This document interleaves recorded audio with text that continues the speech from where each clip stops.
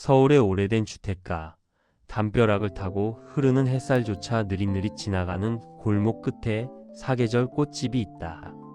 이곳은 간판도 작고 화려한 장미 한 송이 보이지 않지만 동네 사람들은 이곳을 비밀의 화원이라 불렀다. 주인장 선우는 늘 무릎까지 오는 앞치마를 메고 화초를 돌본다. 그의 꽃집에는 특별한 규칙이 하나 있다. 손님이 원하는 꽃을 사는 게 아니라 선우가 손님의 마음 색깔을 보고 꽃을 골라준다는 것이다. 어느 늦겨울의 오후, 아직 찬바람이 옷깃을 여미게 하는 날씨에 한 중년 여성이 가게 문을 열고 들어왔다. 그녀의 이름은 명자였다. 그녀는 평생을 바쳐 일군 식당을 정리하고 은퇴한 뒤 갑자기 찾아온 공허함에 시달리고 있었다. 저 화사한 꽃 좀 보러 왔는데요. 집안이 너무 적막해서요. 명자는 화려한 수국이나 붉은 튤립 쪽으로 손을 뻗었다. 하지만 선우는 부드럽게 그녀의 시선을 돌리며 구석에 놓인 수수한 토분을 가리켰다. 거기엔 꽃은커녕 마른 나뭇가지처럼 보이는 갈색 대만 삐죽 솟아 있었다. 손님, 지금 손님께 필요한 건 이 프리지아 알뿌리입니다. 명자는 실망한 기색을 감추지 못했다. 이건 그냥 죽은 나무 막대기 같잖아요. 당장 눈이 즐거운 꽃을 보고 싶은데. 선우는 미소를 지으며 분무기로 흙 위에 가볍게 물을 뿌렸다. 이 아이는 지금 가장 치열하게 봄을 기다리는 중이에요. 사람들은 꽃이 핀 모습만 보고 감탄하지만 사실 식물에게 가장 힘든 시간은 얼어붙은 땅 속에서 뿌리를 내리고 싹을 틔우기 직전에 이 겨울이거든요. 손님도 지금 딱 이 알뿌리 같은 시간을 지나고 계신 거예요. 명자는 멈칫했다. 30년 넘게 불 앞에서 음식을 날랐다. 이제 좀 쉬어도 된다고들 하지만 정작 아무것도 할 일이 없는 아침이면 자신이 쓸모없는 마른 막대기가 된 것 같아 가슴이 시렸다.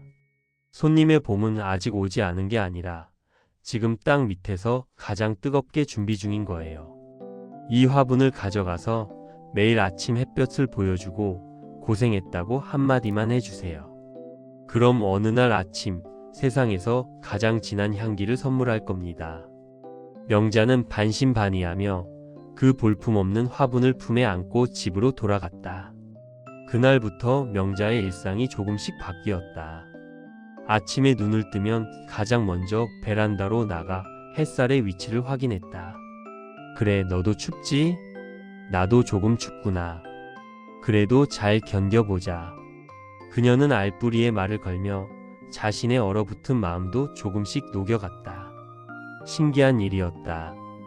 아무것도 없는 흙을 바라보는 시간 동안 그녀는 식당 일을 하느라 놓쳤던 창밖의 하늘을 보게 되었고 차 한 잔의 온기를 느꼈으며 무엇보다 아무것도 하지 않아도 괜찮은 날을 받아들이기 시작했다. 그리고 3월의 어느 이른 아침, 거실 가득 달콤하고 진한 향기가 진동했다. 명자가 눈을 비비며 베란다로 달려가자 그 마른 막대기 같던 알뿌리에서 눈이 시리도록 노란 프리지아가 고개를 내밀고 있었다. 세상에, 정말로 피었구나. 명자는 그 노란 꽃잎을 보며 아이처럼 울음을 터뜨렸다. 그것은 꽃의 개화가 아니라 그녀의 마음속에 드디어 봄이 도착했다는 신호였다. 명자는 다시 사계절 꽃집을 찾았다. 이번에는 감사의 의미로 따뜻한 떡을 싸 들고서였다. 꽃집 문을 열자 선우는 이미 알고 있었다는 듯 환하게 웃으며 그녀를 맞이했다. 선생님, 제 프리지아가 드디어 웃었어요. 향기가 어찌나 진한지 집안 전체가 봄이에요. 선우가 대답했다. 꽃은 배신하지 않거든요. 진심으로 기다려준 사람에게만 그 비밀의 향기를 열어주죠. 이제 손님도 그 향기처럼 자유롭게 사셔도 됩니다. 겨울을 잘 버틴 사람만이 봄의 주인이 될 수 있으니까요. 꽃집 창밖으로 흐드러지게 핀 목련 꽃망울이 터지기 시작했다.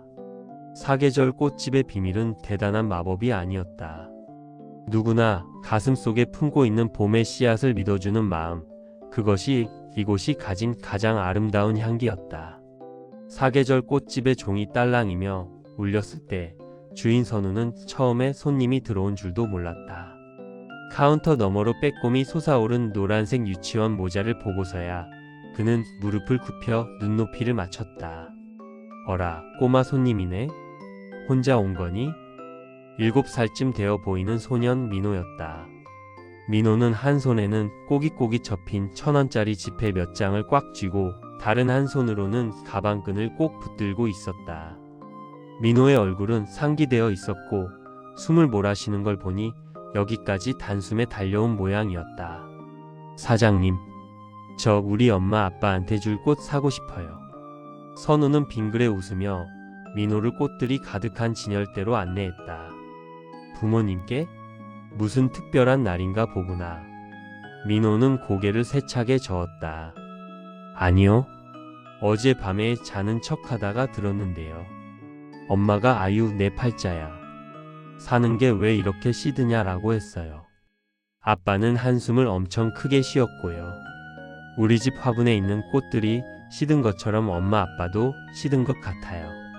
그래서 꽃을 사가면 다시 생생해질까 봐요. 민호가 내민 돈은 전부 합쳐 5,000원 남짓이었다. 꽃집에서 화려한 꽃다발을 사기에는 턱없이 부족한 돈이었지만 선우는 민호의 그 5,000원이 이 세상 어떤 부자의 지갑보다도 무겁다는 것을 느꼈다. 선우는 꽃집 곳곳을 천천히 돌기 시작했다. 보통은 가장 화려한 꽃을 추천하겠지만 그는 민호의 마음을 담을 특별한 조합을 고민했다. 민호야, 엄마 아빠가 시든 것 같다고 했지? 그럼 화려하기만 한 꽃보다는 응원을 해주는 꽃이 필요하겠네. 선우가 가장 먼저 집어든 것은 작고 하얀 안개꽃이었다. 이 꽃의 꽃말은 맑은 마음이야. 민호의 예쁜 마음 같지? 이건 엄마 아빠의 마음을 깨끗하게 닦아줄 거야. 그 다음으로 선우는 작지만 단단한 거베라 한 송이를 꺼냈다. 주황색 빛깔이 꼭 작은 태양 같았다. 이건 신비와 풀리지 않는 수수께끼라는 뜻도 있지만 해득 그러니까 밝은 기운을 준다는 뜻도 있어. 아빠의 한숨을 비눗방울처럼 톡 터뜨려 줄 거야. 마지막으로 선우는 화분에서 갓 따낸 초록색 허브잎 몇 장을 곁들였다. 이건 향기가 나지? 엄마가 힘들 때 이 잎을 살짝 문지르면 숲속에 온 것 같은 기분이 들 거야. 선우는 정성껏 꽃들을 모아 민호의 손 크기에 딱 맞는 작은 꽃다발을 만들었다. 그리고는 예쁜 노란색 리본으로 묶어 민호에게 건넸다. 자, 이게 바로 시들지 않는 마음 꽃다발이란다. 5,000원이면 딱 맞네. 민호는 5,000원을 건네며 세상을 다 얻은 듯한 표정을 지었다. 진짜요? 우와, 사장님 최고예요. 엄마가 이거 보면 이제 안 시들겠죠? 그럼. 꽃보다 민호가 꽃을 들고 대문을 들어서는 모습에 엄마 아빠는 이미 활짝 피어나실걸. 민호가 꽃다발을 품에 소중히 안고 골목을 달려나가는 모습을 선우는 한참 동안 바라보았다. 아이의 작은 발걸음이 지날 때마다 회색빛 골목에 노란 봄 기운이 묻어나는 것 같았다. 그날 저녁 민호의 집. 하루 종일 고된 일에 치여 어깨가 늘어진 채 현관문을 열던 엄마와 아빠 앞에 작은 꼬마 기사가 꽃다발을 내밀었다. 엄마, 아빠, 이거 먹고. 아니, 이거 보고 시들지 마세요. 거창한 위로의 말도 비싼 선물도 아니었다. 하지만 거실 탁자 위에 놓인 작은 꽃다발 한 움큼에 엄마의 눈가에 맺혔던 피로가 사르르 녹아내렸다. 아빠는 민호를 꽉 껴안으며 오랜만에 크게 웃었다. 그래, 우리 아들이 있는데 우리가 왜 시드냐. 아빠는 벌써 다 피었다. 꽃집의 비밀은 사실 꽃에 있는 것이 아니었다. 누군가를 위하는 마음이 전해질 때 그 마음이 상대의 가슴에 닿아 꽃으로 피어나는 것. 그것이 선우가 꽃집을 지키는 진짜 이유였다. 밤이 깊어지자 탁자 위의 안개꽃과 거베라는 달빛을 받아 더욱 환하게 빛나고 있었다. 그 집의 거실엔 이제 한숨 대신 은은한 허브 향기와 단잠의 소리만이 가득했다. 비가 온 뒤에 흙내음이 짙게 배어 나오던 어느 해 진녘이었습니다. 사계절 꽃집의 유리문을 밀고 들어온 남자는 어깨에 빗방울을 묻힌 채 한참 동안 꽃 냉장고 앞을 서성였습니다. 그의 이름은 지훈이었습니다. 선우는 그가 꽃을 고르지 못하고 있다는 것을 단번에 알아챘습니다. 지훈의 눈은 꽃을 보고 있었지만 그 시선은 아주 먼 과거의 어느 지점에 머물러 있었으니까요. 찾으시는 꽃이 있으신가요? 선우의 물음에 지훈이 움찔하며 고개를 들었습니다. 그의 목소리는 조금 잠겨 있었습니다. 그녀가 좋아하던 꽃을 찾고 있어요. 사실 오늘이 저희가 헤어진 지 딱 1년 되는 날이거든요. 아직도 그때 그 향기가 잊히지 않아서. 지훈이 기억하는 것은 보라색과 은은한 비누 향기뿐이었습니다. 선우는 조용히 꽃더미 속에서 보라색 스카비오사와 라벤더 몇 줄기를 꺼냈습니다. 스카비오사의 꽃잎은 가냘프게 떨리는 나비의 날개를 닮아 있었습니다. 이 꽃의 꽃말 중 하나가 이루어질 수 없는 사랑입니다. 참 슬픈 이름이죠. 하지만 역설적으로 재기와 희망이라는 뜻도 함께 가지고 있어요. 선우는 지훈 앞에 꽃들을 늘어놓으며 말을 이어갔습니다. 헤어진 연인을 잊지 못해 이곳을 찾는 분들은 대개 가장 화려한 꽃을 찾으시곤 해요. 그 사람과의 가장 좋았던 순간을 박제하고 싶어 하시거든요. 하지만 지훈 씨, 그리움은 박제하는 게 아니라 흐르게 두어야 하는 겁니다. 선우는 보라색 꽃들 사이사이에 하얀 리시 안셔스를 섞었습니다. 리시 안셔스의 꽃말은 변치 않는 사랑이지만 선우는 그것을 조금 다르게 해석했습니다. 이 하얀 꽃은 보라색의 진한 그리움을 중화시켜 줄 거예요. 사랑이 끝났다고 해서 그 시간이 사라지는 건 아니죠.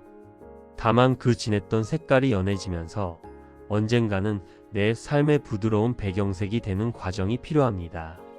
지훈은 선우가 꽃을 다듬는 손길을 멍하니 바라보았습니다. 저는 그 사람을 잊어야만 제가 살 수 있을 거라 생각했어요. 그래서 억지로 지우려고만 했죠. 그런데 꽃을 보니 지우는 게 아니라 잘 간직해야 한다는 생각이 드네요. 꽃다발이 완성되었습니다. 보라색과 흰색이 어우러진 꽃다발은 마치 새벽녘 안개가 낀 숲처럼 몽환적이면서도 평온한 느낌을 주었습니다. 선우는 마지막으로 작은 유칼립투스 잎 하나를 꽂으며 말했습니다. 오늘 이 꽃을 들고 두 분이 자주 가던 곳이나 혹은 혼자만의 조용한 장소에 가보세요. 그리고 충분히 그리워하세요. 꽃이 시드는 일주일 동안만이라도요. 꽃이 다 시들고 나면 그 그리움의 향기도 지훈 씨의 마음속에 아주 기분 좋은 잔향으로만 남게 될 겁니다. 지훈은 꽃다발을 건네받으며 처음으로 희미하게 미소 지었습니다. 꽃다발에서는 그녀가 좋아하던 비누 향기와 숲의 냄새가 섞여 났습니다. 잊으려 애쓰지 않을게요. 그냥 이 꽃처럼 제 계절이 지나가기를 기다려 보겠습니다. 지훈이 떠난 자리에는 라벤더의 잔향이 오래도록 머물렀습니다. 선우는 퇴근을 준비하며 꽃집에 불을 줄였습니다. 누군가의 아픈 기억조차 한 다발의 아름다운 풍경으로 바꾸어주는 것, 그것이 사계절 꽃집이 이 좁은 골목에 존재하는 이유였습니다. 지금은 사계절 내내 향기로운 꽃들에 둘러싸인 선우지만 10년 전에 그는 꽃과는 가장 거리가 먼 남자였다. 그의 세상은 오직 숫자로만 이루어져 있었고 초 단위로 변하는 그래프의 등락만이 유일한 계절이었다. 오직 성공만을 향해 달리던 그는 어느 날 갑자기 세상의 모든 색깔이 사라지는 시민성 생맹에 걸리게 됩니다. 번아웃과 스트레스로 인해 마음이 무너져 내리자 세상이 온통 탁한 회색으로 변해버린 것이죠. 절망 속에 모든 것을 내려놓고 내려간 시골 산골에서 그는 한 할머니를 만나 들꽃을 돌보기 시작합니다. 꽃의 색이 아니라 숨소리와 향기, 흙의 촉감에 집중하며 식물의 생명력을 온몸으로 느끼던 어느 날 겨우내 돌보던 꽃봉오리가 터지는 순간 기적이 일어납니다. 무채색이던 그의 시야에 다시 선명한 초록빛이 돌아온 것입니다. 진정한 색깔은 눈이 아니라 마음으로 보는 것이라는 사실을요. 그는 이제 숫자가 가득한 빌딩 숲 대신 지친 사람들의 무채색 마음속에 첫 번째 초록을 선물하기 위해 작은 꽃집을 지키고 있습니다.